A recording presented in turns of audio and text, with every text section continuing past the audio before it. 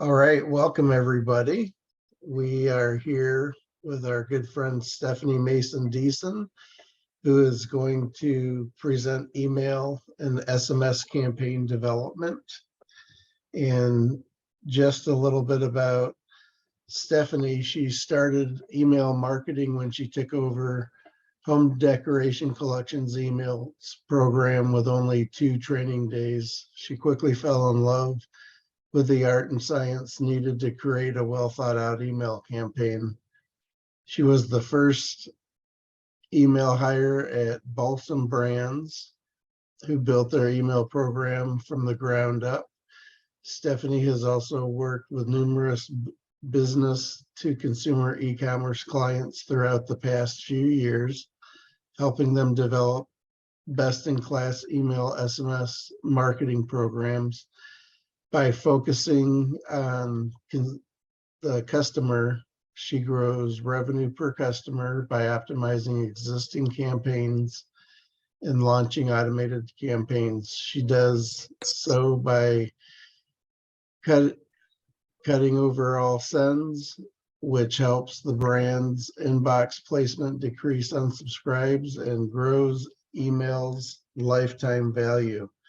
Welcome so much, Stephanie, and I'll let you take it from here. All right. Thanks, Eric, for the introduction, and welcome everyone. This is meant to be interactive, so please use the chat if you have any questions. I'll take a pause after each section to hopefully answer them, and then we'll also have plenty of time at the end for Q&A. So I'll skip over about me because Eric did a wonderful job of introducing myself and what I do, and go to the agenda. And so when starting to think about campaigns and what to plan for the entire year, it can get really overwhelming. So I like to go through why we plan and how we set relevant goals.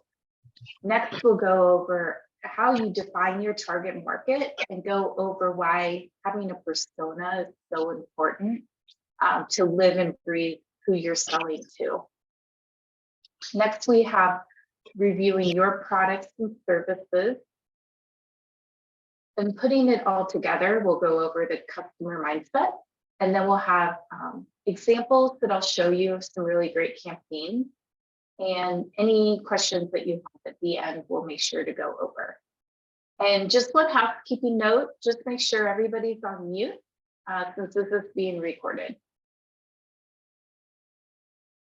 So my goals for you coming out of this workshop is to be able to plan at least 3 months out your campaign. Second is to get inspired to have some ideas for campaigns that you could use for your business. And then third is to hit your goals or OKRs, and we'll go over a little bit of goal setting so you'll know what that means later on. And this is something I wanted everybody to put in the chat. Have you started campaign planning for 2023 yet? No answer is wrong. So scale 1 to 5, 1 is not at all, and 5 is you're all set. Okay, we got 1, a 4, 4, 3, 2, 1. Okay, 1. Yeah, great. So we're kind of all over the place there. No judgment. It is January 20th. So yeah, it's time. All right. First is, why is planning important? It's an easier path to success. And so if you don't know where you're going, you tend to meander. And so just setting a plan in place, even if it goes astray, like a lot of plans do, you're going to get to point A to point B quicker. It ensures customer engagement. So your messages must be timely and relevant in order to be received by your end consumer. So timely is something occurring at a favorable and useful time, and relevant is closely connected to with or what is being done or considered. And so a lot of times, if you're not planning ahead, a holiday comes up like Valentine's Day, and you're like, wow, I had a really great tie into Valentine's Day, but I didn't think about it ahead of time. I wasn't able to pull it off. And you miss that opportunity until the next year. It makes it easier to track progress towards goals. And with this, with every campaign, you can monitor results, you can adjust the approach, and then measure success, and then use that information to make your next campaign better. Okay, so our next section is how do you set relevant goals? And for this, I have a little pre-work. I like to go into goal setting and think about what you need to sell this year and what has been successful or not successful previously. So when you're setting your goals, you have that lens that you're evaluating your goals against to make sure that you're going to be able to hit them. I like to go over 3 goal setting concepts. I like all of them in various different ways. And I don't think every business is the same. And so one might really speak to you and the others maybe not as much. So we'll go over the acronyms later, but there's SMART goals, they're BHAGs, or OKRs. So apparently in goal setting, it's all about the acronym. So first is setting SMART goals. You want your goals to be specific, measurable, achievable, relevant, and time-bound. So specific is just really detailed and focused on what you want to achieve. Measurable is something that you can track again. So using some sort of analytics like click-through rate or revenue generated. Achievable is setting attainable goals that are challenging yet realistic so you can accomplish them. And then relevant is goals that tie into where you want your business to be in the long run. And finally, time-bound is setting goals with a deadline, helps you keep focused and motivated. And so the concept of BHAGs came in the book Built to Last, and it means big, hairy, audacious goals. And a really great example of it is President John F. Kennedy announced the ambitious goal of sending an American safely to the moon before the end of the decade. And so it was achieved. But when he set that goal in 1961, no one knew exactly how to make it happen. But the goal inspired many to work towards that desirable outcome. And I think the BHAG example is really great if you make sure you give people enough time to achieve it, and you have a team and you want to motivate them to something big or huge that can propel your business forward. And finally, we have the frameworks of OKRs. And so what that means is an objective, a key result, and initiative. So objectives tell you where you need to go. So that sets the direction of your goal and where you want the business to move. Key results measure progress towards that objective. So how do you know you're on the right path to that goal? And then finally, initiative is tasks required to drive progress of those key results. So what are you going to do to get there? An OKR example could be, I want to generate $100,000 in profitable revenue in 2023. Then breaking it down that you need to generate $200,000 revenue to make sure that you have that 50% profit margin, example. Then you set up initiatives to make sure you're getting there. First is setting up a process to evaluate profitability on a monthly basis. You might also want to set revenue goals on a monthly basis to make sure that you're hitting the goals that you need to, especially if your business fluctuates from month to month with seasonality trends. You might want to get 10,000 email and 5,000 SMS signups through pop-ups to help achieve it. You might set that goal to be, I'm going to email my active subscribers once a week, or SMS subscribers at least twice a month, and then run one promotional campaign per month, right? On all of these methods or all these initiatives to help you get to that key result and that high knowledge.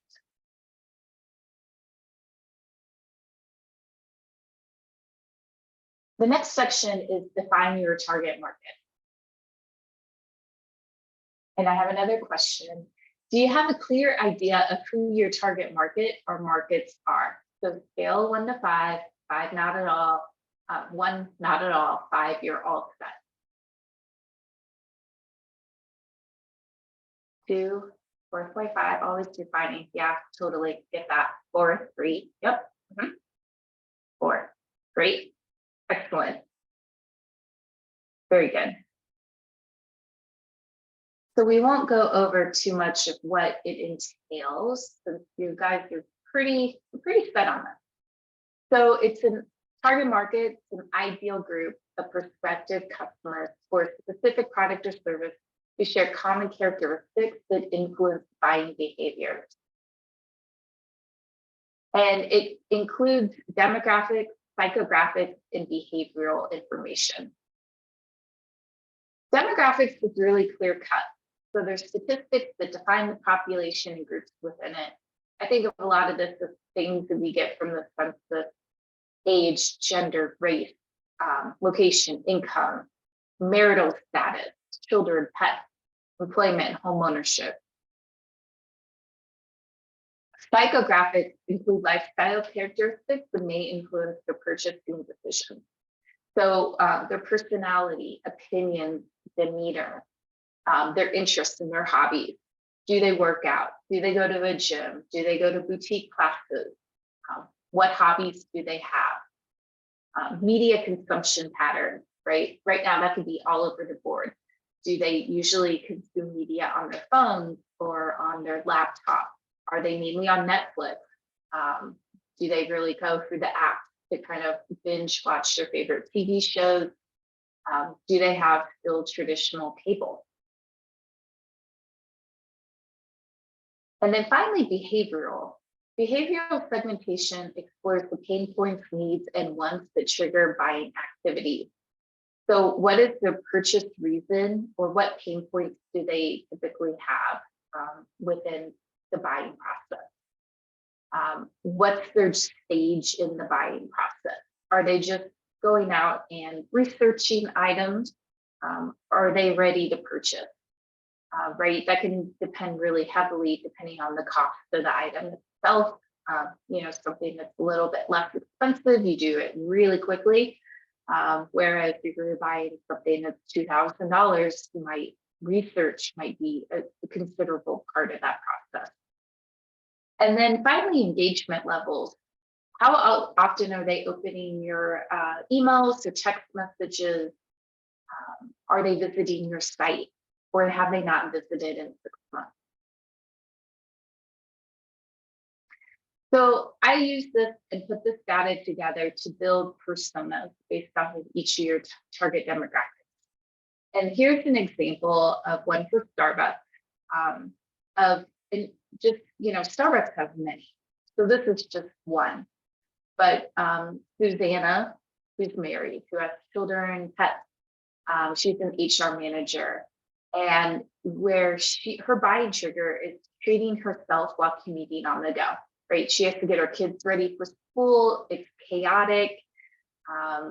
Sometimes she just wants that latte and not that, Keurig at home or at the office. She's primarily on her mobile phone.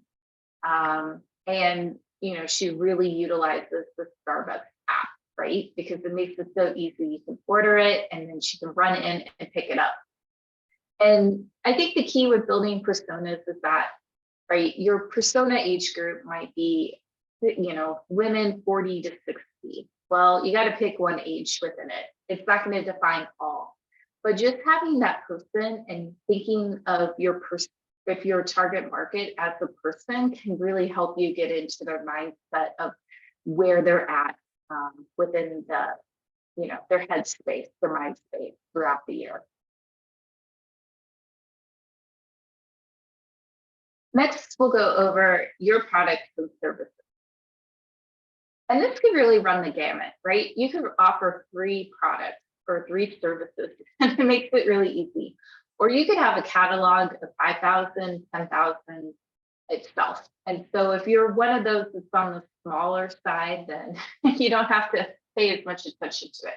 But if you're a business that offers quite a lot of offerings, then here's some questions to ask yourself. How many products and services do you offer? And then can these be grouped into categories? And then what's the quantity of products and services offered? Do you have items that sell out quickly that will be back in stock this year? Are you introducing new products and services? And if so, when? How is your product, service, or brand different than the competition? And then finally, is there a seasonality component, or are your products and services evergreen? And so if you're a business that has a lot that you can sell, I would suggest putting it into a spreadsheet. And this fictional example, it's a business selling clothing. And with it, you can list the category, the quantity, is it new, different, seasonal, evergreen, and then finally giving them a ranking. And with it, let's look, product 1 is a t-shirt. It's really low quantity, and it's not new, and it's not different, and it's not evergreen. Well, okay, maybe that shouldn't be promoted as much. It's a low quantity, so it should sell through. But then if we go into the example of product 2 of jeans, a higher quantity, and it's new, then newness is something that consumers across the board love. Everybody loves something new, and it generates a lot of attention. Product 5 is jean shorts. So it has a little bit more of a quantity. We know it's seasonal because it's short. It's not new, it's not different, but we know that we have to sell them. And if we're in the clothing business, we know that the stores right now are being stocked with shorts. We've come off Christmas. Most Christmas or fall winter clothing has sold through or it's on clearance. They're moving on to spring, summer. So that is something that would have to be promoted starting pretty soon, actually. It's pretty crazy how that works, just to get people top of mind awareness towards it. Like product 8, long sleeve t-shirt, right? That's something seasonal. It would probably be starting to be promoted at the end of summer in August. And it's new, right? And so that would be something that would need to be heavily promoted then. And then finally, product 9, like the sweater itself, it is seasonal as well. Like it may not have that newness factor, but if you have a couple of different products like sweaters, then you can promote them, within various different messages in different ways to get top of mind awareness.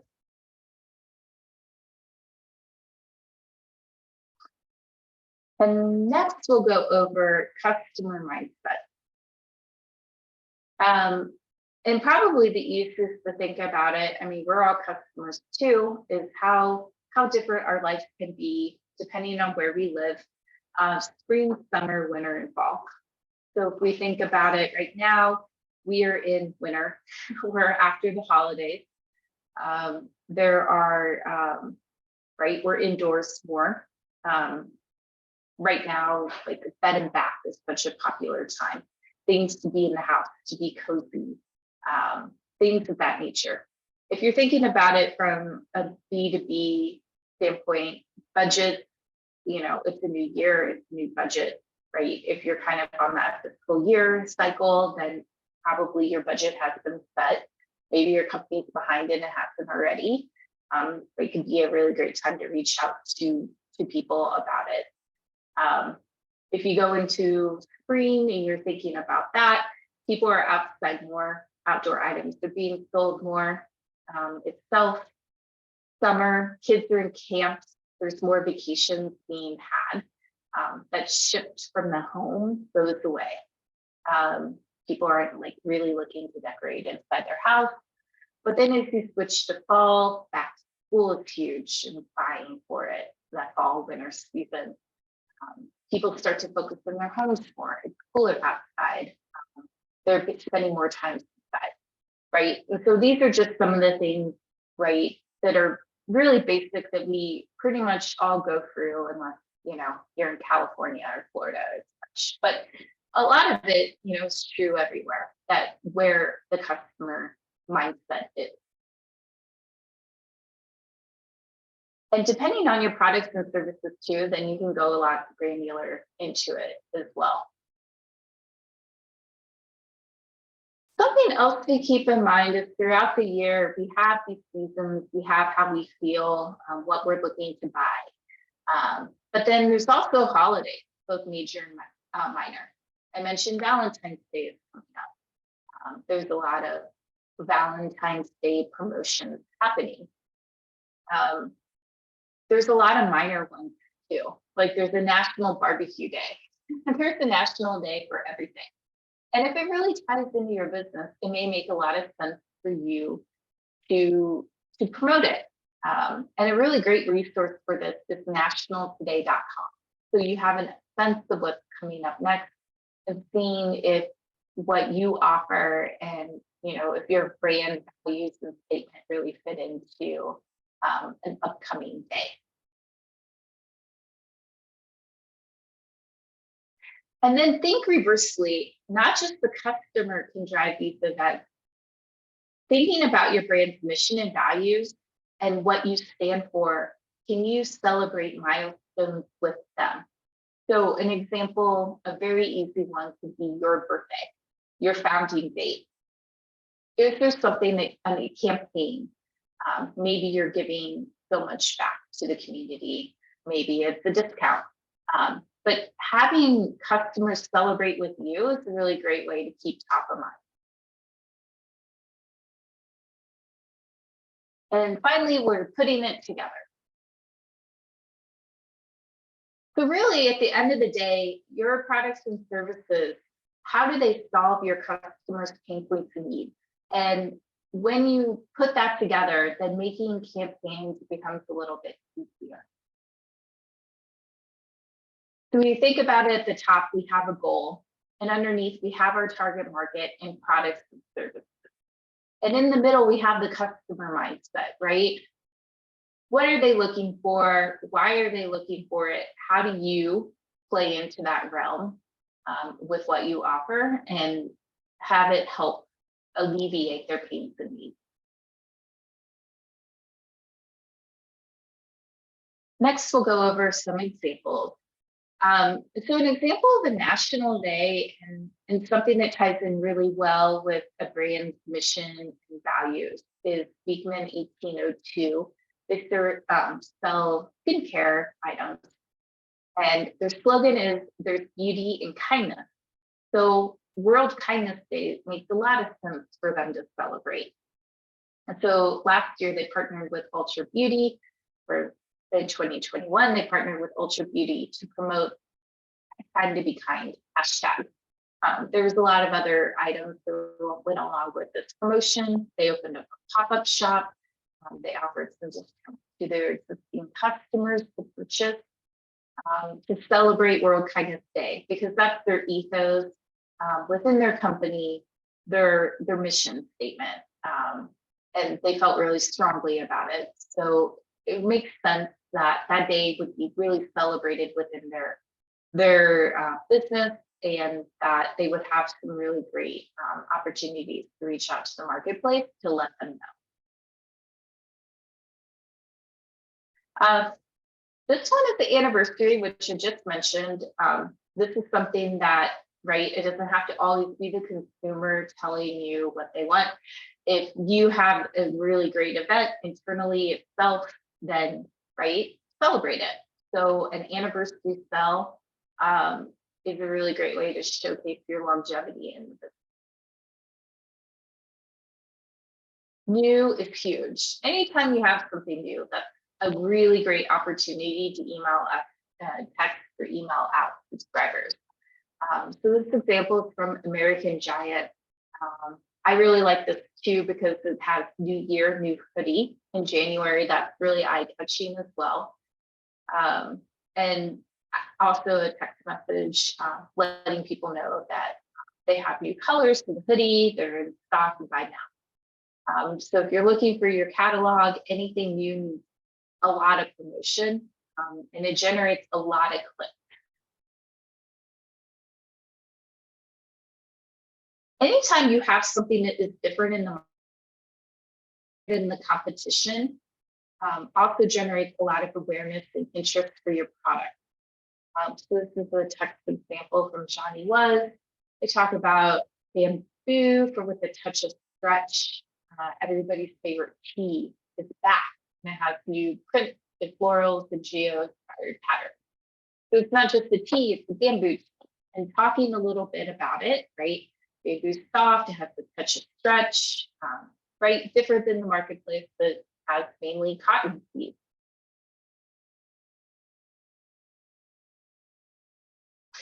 If you offer a lot of options in a certain category, you can always offer a shop, right? So the Valentine's Day shop is open. So that's new, it's exciting. It's also something that is pretty, you know that they have a lot of Valentine's Day items. So if you're in that market and you're shopping for it, you know where to go. It could work really well. I think these two, if it's seasonal, that you have something seasonal and you have to sell through it, to have kind of that big splash and feel like it's a new experience to go and purchase. Limited quantity items or additions, it kind of cut through the noise and lead to a quicker purchase style. So it's limited, that they didn't make a lot, you need to buy it now. And I pulled all these examples from the last few weeks, so everything's Valentine's Day.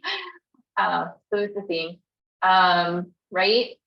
The styles are here, but it's, a new color, limited quantity, buy now. And the great thing about it is that if it's successful and you bring it back next year, then you can promote, hey, this is back in stock, right? And it's kind of the same in two. It leads to a quicker sales cycle with it. People know it. They missed out last year. They're not going to buy it in the stock this year. They're going to buy. And then seasonality. We are in January. People are about piggy, cozy, bed and bath spells are really popular in January. Same with mattress, right? Anything to do with the home. So Boyle and Branch is playing into it with a free bathrobe with purchase, and then enjoy it at home spa experience. And so this is really going to resonate really well right now, and not so much in July. So to recap, going through and making sure you're setting your goals, making them relevant, define your target market, and really go over, like live in your persona and their pain points, their needs and wants, and how you can help. And then finally, or outline your products and services available. And then understand your customer mindset, and using all of these tools in the arsenal to go ahead and build your campaign materials for, a few months out at least. All right, so I'll open it up to any questions.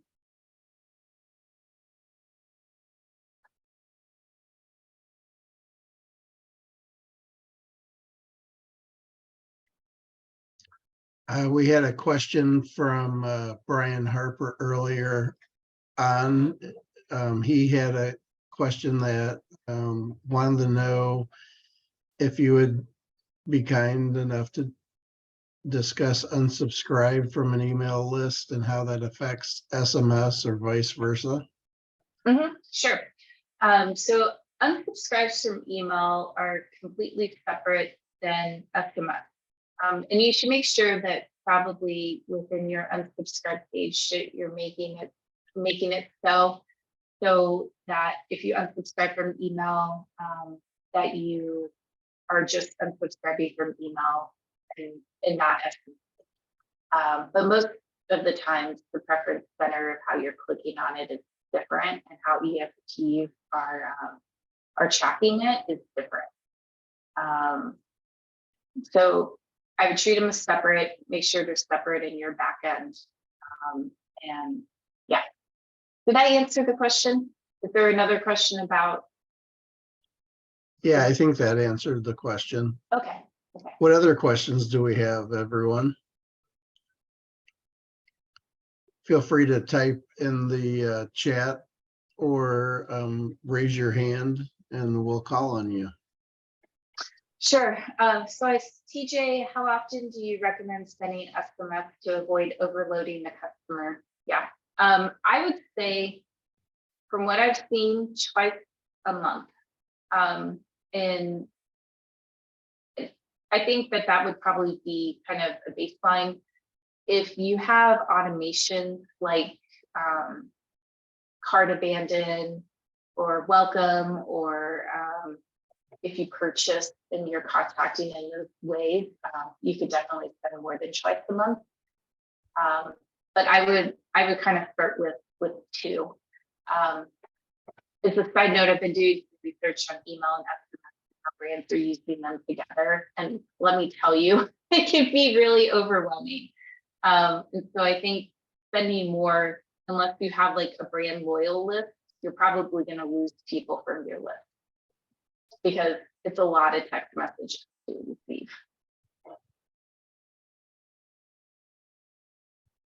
Excellent. What other questions do we have out there?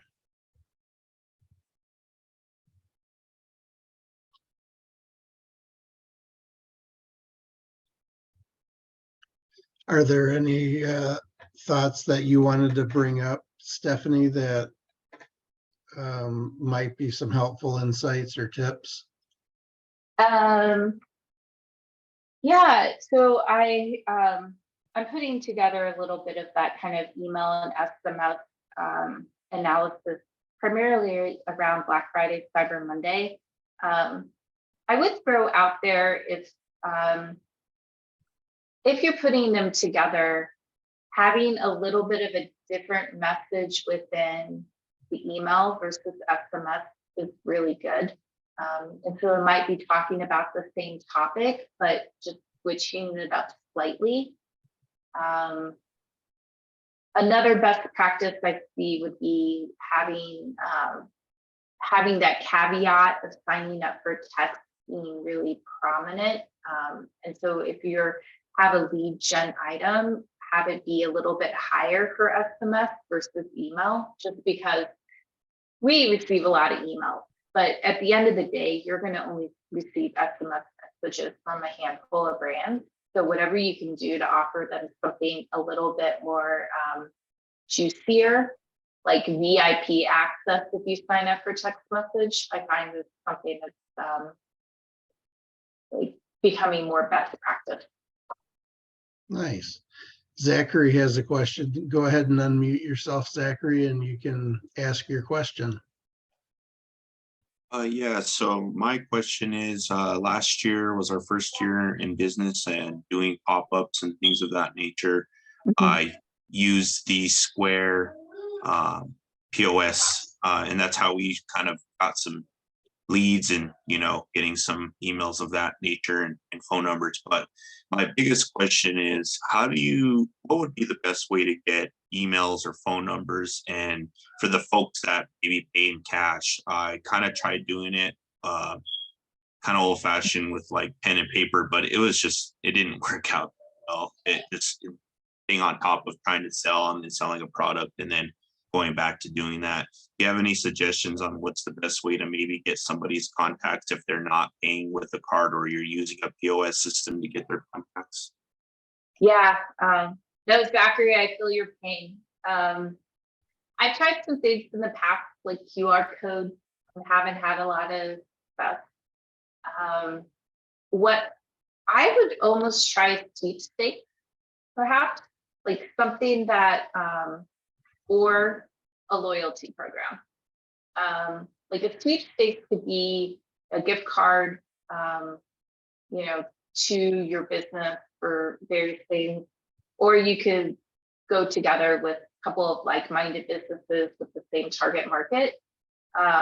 And the point of entry would be providing your email address or SMS message. And then I think to like restaurants, a lot of them are, you have a loyalty program itself, so you know that you're going to save like X amount on your next purchase by signing up.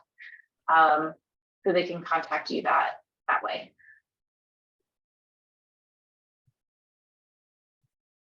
And Brian mentions maybe a trick is to have the receipt emailed to them versus printing it out. Yeah, Yeah, I receipt. guess. I know sometimes like Stripe will block it. You probably know a little bit more about that, but I know sometimes now they're kind of, those are being blocked, and so you only have it for transactional purposes, not for marketing. Good question, or good feedback. So the next question comes from. Hold on. Oh yeah, go ahead. But to the receipt point, you could have either emailed to them or printed out. Sometimes people have a URL or a QR code for for sweepstakes as well. Or write a review, but that's not really probably going to help you with your opt-in. But just, yeah, that could be another way to try to average. Thanks, Zachary. Did you have any other questions, or is that pretty much answer your question? No, for the most part, pretty sure that answers. I think the QR code is something to look at, somehow to give them, I guess, something to go with the product. If they can somehow get in contact with us, I think that's a good idea. I appreciate it. Perfect. Great. So Baron Sia asked, what do you recommend for marketing for nonprofits, schools, or education? Do you think we could get off mute, Baron, and tell a little bit more about what you're marketing for? Hi, good morning. Hi. Just first off, thank you so much for doing this presentation. You know, I did learn a lot, even though some aspects of it are dealing with like businesses or, you know, selling products and things like that. Mm-hmm. But so I work for Torrance Unified School District, and we do have a sector for adult education where we have like training programs and classes that do have fees to them. So I was just wondering if you had any tips for marketing for that kind of those kind of services, I guess, for the community. Okay, yeah, no, thanks. I think one angle with it is that a lot of companies now are paying for continuing education with their employees.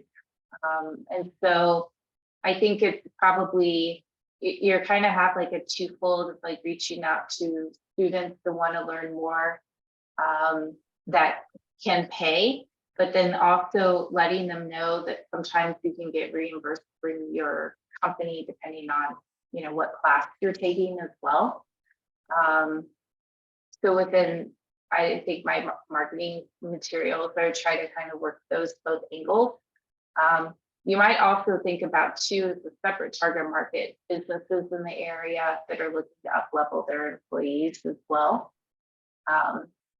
And then a lot of things that I see, you know, just thinking from a lead gen standpoint of getting people on your list itself, is that if you could have, you know, a sample of like a syllabus of a class, or have a sample, you know, 5-minute presentation from the professor, And, you know, thinking about ways in which you can give them a little bit of information about it, and in turn getting their email address or text message, probably email address within it, to grow your list and then to start to email them on a more continuous basis about your product offerings and such. You know, anything that you can do that would be helping them understand what value they would receive by paying for the continuing education class, I think would be key in kind of growing that list. Excellent. What other questions do we have? I've got one that kind of resonates with what you're talking about. What about the new trend of adding video to some of these offerings? Do you think that helps out with response rates? Sure. I think video is great. I'm not currently working with clients.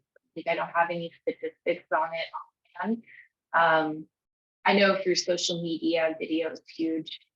And I just, you know, from personal experience, or, you know, more attracted to ads for it. We see that in the marketplace, and other people are as well.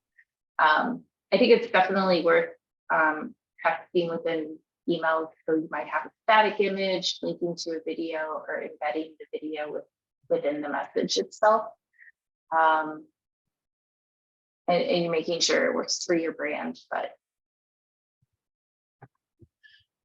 Excellent. So any more questions? We've got the expert on the panel here. Let's make sure we ask away. Ask away, yeah.